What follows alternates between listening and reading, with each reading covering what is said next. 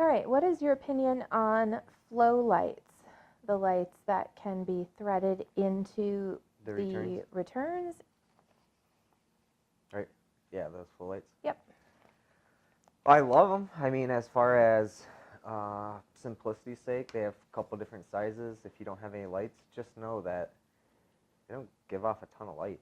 I mean, we've done some videos in the past that have showed them kind of at night. Like, in the picture, it just looks like there's only a spot of light there. When in general, if you're there, does it give off a little more light? Yeah, but,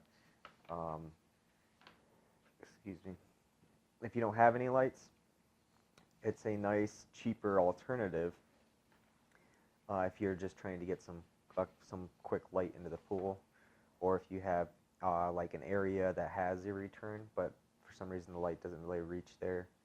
You know, whether it's something like a grotto or small corner.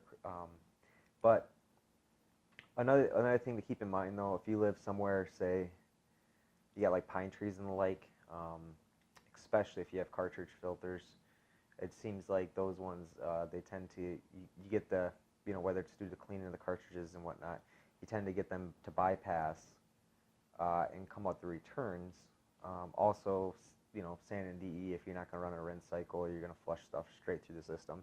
And what happens is, on the back of those FloLights, you got a little impeller that's spinning, and you'll get pine needles in there, or, you know, if you got really hard water, dirt, sand, whatever, eventually it starts to clog it up, and then the lights quit working. I mean, I wish I could say, because I feel like they're a little pricey too. They might be 20 bucks a pop or something like that, but unfortunately, there's not a lot of life to them, meaning people kind of expect 1 year. You know, if you get a few years out of them, great, but you know, if it's something you need to get some light to some area, it's a great option, but they don't last forever.